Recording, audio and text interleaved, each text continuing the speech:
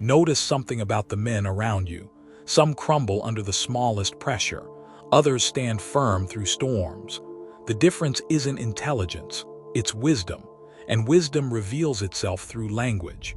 The words you choose expose the state of your mind, your philosophy, your character. Today we're examining 5 phrases that mark a man as philosophically unwise, foolish in the ancient sense. These aren't just words. They're symptoms of deeper mental weakness. And if you catch yourself saying any of them, you're sabotaging your own power without realizing it. The Stoics taught that language reflects thought, and thought determines action. So if your language is weak, your life will be weak. Let's expose these verbal red flags and replace them with unshakable truth. Phrase 1. It's not my fault. This is the battle cry of the eternal victim. When difficulty arrives, the foolish man's first instinct is to look outward, to find someone or something to blame: the economy, his boss, his parents, his circumstances, society, anyone but himself. By doing this, he's making a declaration. He's announcing that external forces control his life, that he's powerless, that his happiness, success, and peace depend on factors outside himself. He's voluntarily becoming a slave to circumstance. Epictetus taught us to distinguish between what's in our control and what isn't. In our control, our thoughts, our judgments, our responses, our efforts. Not in our control, other people's actions, the past, the economy, the weather, external events. The foolish man spends his energy trying to control what he can't, screaming at the rain for falling, cursing traffic for existing, blaming his childhood for his current choices. The wise man focuses exclusively on what he can control: his response, his attitude, his next action. Consider 2 men who lose their jobs. The foolish man says, "It's not my fault. The company is terrible. The economy is broken. I've been treated unfairly." He's right. Maybe it wasn't his fault, but by focusing on blame, he remains stuck, unable to move forward because he's too busy looking backward. The wise man says, "This happened. Now what?" He doesn't waste time on blame. He accepts the reality, then immediately shifts to action, updating his resume, networking, learning new skills, adjusting his approach. Who recovers faster? The answer is obvious. Blame is a drug. It feels good temporarily, absolves you of responsibility, makes you feel righteous, but it's poison. Every moment spent blaming is a moment stolen from building, from solving, from improving. The Stoics understood this perfectly. Marcus Aurelius wrote, "You have power over your mind, not outside events. Realize this and you will find strength." That strength comes from accepting responsibility, not for what happened to you, but for what you do about it. When you stop saying, "It's not my fault," you stop being a victim. You become an agent, someone who acts rather than reacts, someone who builds rather than blames. That's the first step toward genuine power. Phrase 2. They made me angry. This one reveals total loss of self-control. When a man says someone made him angry, he's admitting something devastating. He has no fortress of the mind. His emotional state is a remote control, and everyone around him holds the buttons. Push here for rage, push there for sadness. He's not a man, he's a puppet. Seneca wrote extensively about anger, called it temporary madness, a collapse of reason. He understood that anger doesn't come from external events. It comes from our judgment of those events. Here's proof. Imagine you're walking down the street. Someone shoves you hard from behind. You spin around, furious, fists clenched, ready to fight. Then you see they're blind. Using a cane, they didn't see you. Instantly, your anger vanishes, replaced by compassion. What changed? The physical event stayed the same. You were still shoved. The only thing that changed was your interpretation, your judgment. This proves the person didn't make you angry. Your opinion of their action made you angry, and you control your opinions. The foolish man doesn't understand this. He thinks anger is something done to him, like getting hit by a car, unavoidable, automatic. So he rages at traffic, explodes at criticism, loses his mind over social media comments. He's exhausted because he's constantly fighting external reality. The wise man knows anger is a choice, not an easy choice, not a natural choice, but a choice nonetheless. When someone insults him, he pauses, considers. Was the insult accurate? If yes, why get angry at truth? If no, why get angry at falsehood? An insult is just sound waves, letters on a screen. It has no power except what you give it. Think of your mind as a fortress. Insults are arrows shot at the walls. If your fortress is strong, arrows bounce off harmlessly. If it's weak, they penetrate and cause chaos. When you say, "They made me angry," you're advertising that your fortress has no walls, that anyone can invade your peace whenever they want. The Stoic builds impregnable walls, not through suppressing emotion, but through understanding that reactions are choices. You can feel the impulse toward anger, notice it, observe it, then choose differently. This isn't weakness. This is ultimate strength. The man who cannot be provoked cannot be controlled. Phrase 3, I'll be happy when. This is how the foolish man guarantees his own misery. He attaches happiness to future conditions.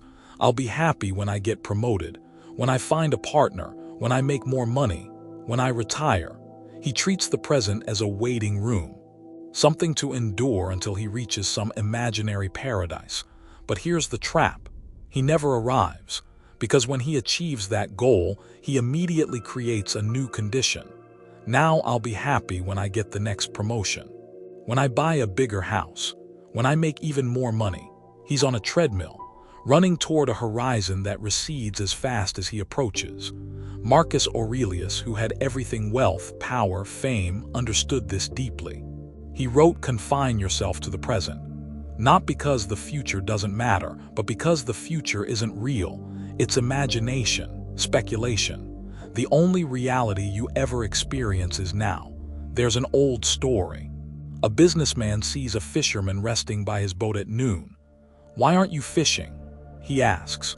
"You could catch more fish, hire workers, build a fleet, start a company, go public, make millions, then retire and enjoy life." The fisherman asks, "What would I do when I retire?" The businessman says, "You could rest by the water and enjoy your family." The fisherman smiles. "What do you think I'm doing right now?" The foolish man postpones life, always preparing, always waiting for conditions to be perfect. The wise man lives now. He has goals. He works toward them, but his peace doesn't depend on achieving them. He finds satisfaction in the effort itself, in showing up, in doing the work. This isn't about lowering standards or lacking ambition. It's about divorcing your internal state from external outcomes. If you can't find peace in who you are today, you won't find it with success tomorrow. You'll just be a successful, miserable man. Stop waiting for life to begin. It's already begun, and it's happening right now while you're busy planning for later. Phrase 4. Why is this happening to me? This is the cry of someone who believes the universe owes them comfort. When hardship strikes, the foolish man feels personally targeted, singled out for suffering. He views obstacles as injustice. "I don't deserve this. I'm a good person, this isn't fair." He resists reality, and that resistance creates enormous suffering. Pain is inevitable, misery is optional. The difference is resistance. The Stoics practice something called amor fati, love of fate. Not just accepting what happens, but loving it, viewing every obstacle as necessary, as training, as the path itself rather than something blocking the path. Think about strength training. If you only lift light weights, you stay weak. The weights that make you stronger are the ones that challenge you, that make you struggle, that push you to your limits. When you say, "Why is this happening to me?" you're rejecting the training. You're asking for an easy life, which is another way of asking for a weak life. Marcus Aurelius thanked the gods for his difficulties, not because he was masochistic, but because challenges revealed and developed his character, like fire refining gold. The impurities burn away. What remains is pure. Every hardship you face is an opportunity to practice patience, to develop resilience, to discover strength you didn't know you had. The foolish man sees hardship and asks, "Why me?" The wise man sees hardship and asks, what can I learn? How can I grow? What is this teaching me? Same event, completely different experience. One leads to bitterness and weakness. The other leads to growth and strength. Stop viewing obstacles as enemies. They're training equipment. The heavier the weight, the stronger you become. The universe isn't punishing you, it's preparing you. Phrase 5, I already know that. This is the tombstone of intelligence. The moment a man thinks he knows everything, he stops growing. The phrase, I already know that, protects ego at the cost of wisdom. The foolish man listens to reply, not to understand.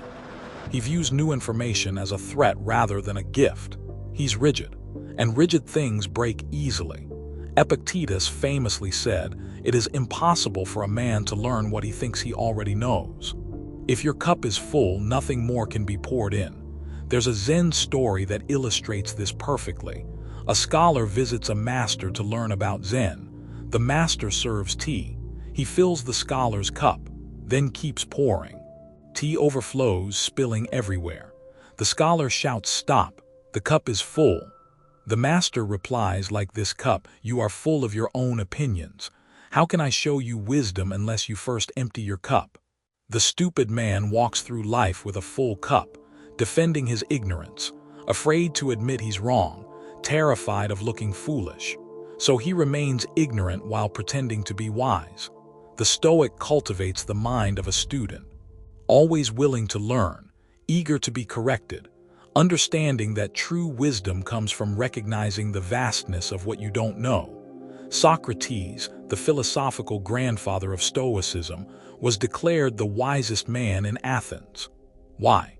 Because he alone admitted how much he didn't know. This takes courage. To say I don't know or I was wrong or teach me feels vulnerable, like exposing weakness, but it's actually exposing strength. The strength to prioritize truth over ego, the strength to grow rather than stagnate, the strength to become better rather than remain comfortable. Watch how different men receive feedback. The foolish man gets defensive, makes excuses, explains why the feedback is wrong. He protects his self-image at the cost of improvement. The wise man receives it with gratitude, even if it stings, even if it's uncomfortable, because he values growth more than comfort. Every criticism is a mirror showing you blind spots. You can reject the mirror and remain blind, or accept it and gain sight. Stop saying, I already know that. Start asking, what can I learn? What am I missing? How can this make me better? That shift from defensive to curious, from closed to open, that's the difference between stagnation and evolution. These 5 phrases mark you, not as unintelligent, but as unwise, as someone who hasn't done the internal work required to master themselves. It's not my fault keeps you powerless. They made me angry reveals you're easily controlled. I'll be happy when guarantees present misery. Why is this happening to me makes you a victim of circumstance. I already know that stops all growth. Each phrase is a prison cell, and you're both the prisoner and the guard. The beautiful truth, you can walk out anytime. The door isn't locked. It never was. You're staying inside because it feels safe, because change is uncomfortable, because admitting you've been wrong is painful, but staying is more painful. Staying costs you your potential, your peace, your power. Let me show you what transformation looks like in practice. 2 men lose their jobs on the same day. Same company, same position, same severance. Man 1 says, it's not my fault. The company is terrible. The economy is rigged. I've been screwed. He spends weeks bitter, angry, ranting to anyone who'll listen about the injustice. His energy drains into blame. His confidence erodes. His prospects dim because he's broadcasting victim energy in every interview. Man 2 says, this happened. What's my next move? He allows himself one day to feel disappointed, then shifts into action, updates his resume, reaches out to his network, uses the severance to take a certification course, views this as an opportunity to pivot toward work he actually wants. Within 2 months, he's employed again. Not just employed, better positioned than before. Same external event, Completely different internal response. One man stayed trapped in blame. The other moved forward through acceptance and action. That's the power of dropping "it's not my fault" and embracing responsibility. Consider another scenario.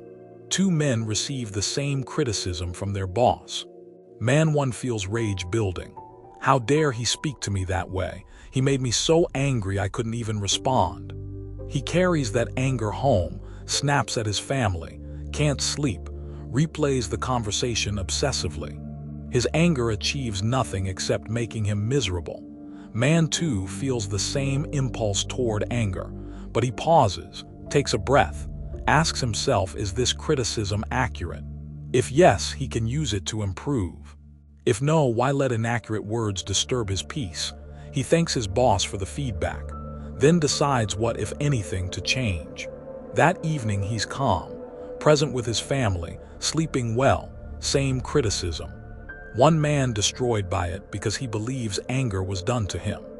The other untouched because he knows emotions are internal responses he controls. That's the difference between saying, "they made me angry," and understanding you choose your emotional state. Think about the happiness trap in concrete terms. Man one says, "I'll be happy when I make 6 figures." He reaches that goal, brief satisfaction, then immediately, "I'll be happy when I make 7 figures." He hits that. Brief satisfaction. Then, "I'll be happy when I can retire." He retires, discovers retirement doesn't automatically create happiness because he never learned how. He spent 40 years postponing contentment. Now he's old, wealthy, and still miserable because happiness was always conditional, always dependent on the next achievement. Man too sets the same financial goals, but he doesn't attach his peace to them. He finds satisfaction in today's work, in progress, in effort, in showing up. When he hits 6 figures, he's happy. When he hits 7 figures, he's happy. But he was also happy at 5 figures. Because his happiness wasn't conditional on external markers, it was cultivated internally. When he retires, he transitions smoothly, because he's been practicing contentment all along. Same external achievements. One man perpetually miserable, the other consistently content. That's what happens when you stop saying, "I'll be happy when," and start choosing peace now. Look at how men handle adversity differently. Both men face the same health scare, a serious diagnosis requiring treatment. Man one spirals. "Why is this happening to me? I ate well, I exercised, this isn't fair, I don't deserve this." He's consumed by anger at the injustice, depressed by the unfairness. His mental state makes the physical challenge even harder. He's fighting 2 battles, one against the disease, one against reality. Man too receives the same diagnosis, feels the fear, acknowledges the difficulty, then asks, "What do I do now? How do I handle this with dignity? What can I control?" He can't control having the disease, but he can control his response, his attitude, his treatment plan, his determination. He focuses there, pours his energy into what he can influence. Not only does he feel better mentally, his treatment goes better because he's not wasting energy resisting reality. He's channeling it into adaptation. Same diagnosis. One man broken by "why me?" The other strengthened by "how do I handle this well?" That's the Stoic difference. Watch how men receive wisdom differently. A young man asks both for advice. Man one says, "I already know all about that. I've read about it, I've thought about it, I understand perfectly." He's defensive, protecting his image as knowledgeable, but his life doesn't reflect wisdom. His relationships are troubled, his finances chaotic, his health declining. He knows everything theoretically, applies nothing practically. Man too says, "Tell me more. What am I missing? How does this work in your experience?" He asks questions, takes notes, thanks the advisor genuinely, then experiments with applying the advice, makes mistakes, adjusts, improves. His life shows the results: better relationships, better finances, better health, not because he started smarter, but because he stayed curious. Same advice offered. One man rejected it to protect ego. The other absorbed it to improve life. That's what happens when you drop "I already know that" and embrace "what can I learn?" The Stoics offer a different path, not easy, not comfortable, but liberating. A path where you accept total responsibility for your responses, where you guard your mind like a fortress, where you find contentment in the present, where you embrace obstacles as growth opportunities, where you remain forever a student. This path doesn't require perfect circumstances. It doesn't require resources. It doesn't require anyone's permission. It only requires decision. The decision to change your language. Because changing your language changes your thinking, and changing your thinking changes your life. Starting now, catch yourself. When these phrases try to escape your mouth, stop, pause, replace them. "It's not my fault" becomes "this is my responsibility now." "They made me angry" becomes "I chose to feel angry." "I'll be happy when" becomes "I choose to be present now." "Why is this happening to me" becomes "what is this teaching me?"